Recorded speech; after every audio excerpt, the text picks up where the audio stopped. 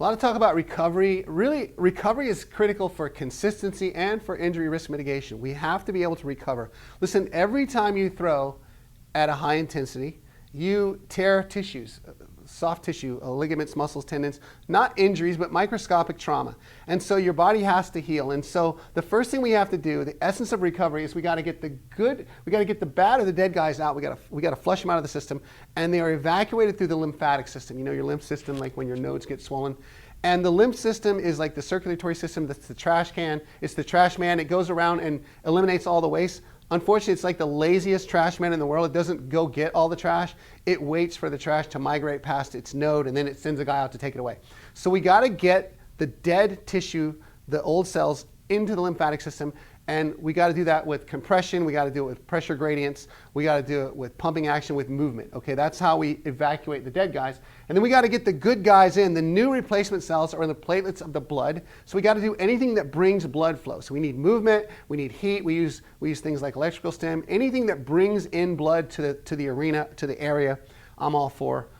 So we got to do that. And then we got to give them a mechanical signal to tell them where to stand, because when the new tissues, when the new cells come in to replace the old dead guys, initially they have no idea where to stand because tissue aligns itself to resist the stresses under which it's placed. It's known as Davis's law, and it says that without any stress at all, the tissue is just going to kind of randomly organize like a plate of spaghetti noodles that you left in the sink all night.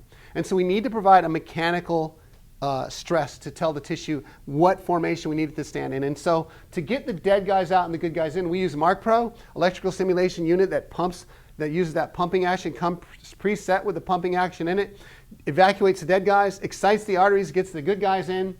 And then we use rocket wrap. This is at Oates Specialties. We have this neoprene wrap that we do, and we provide a pressure gradient. We put it on for about 15 to 30 seconds, do some simulated low intensity throwing movements. Then we take it off. We get the evacuation of the dead guys through the pressure gradients that we create. We get an inrush of blood flow when we remove the neoprene wrap, and that takes care of two birds with one stone there. And then we got to tell them where to stand, and for that we use the training sock. The day after we throw, we always throw in the training sock. Low intensity throws, about 20 to 30 throws, that stimulate the newly forming tissue to organize in a manner that resists the stresses under which it's going to have to be placed when we actually go to more high intensity throwing. So again, the essence of recovery: get the dead guys out, get the good guys in, tell them where to stand.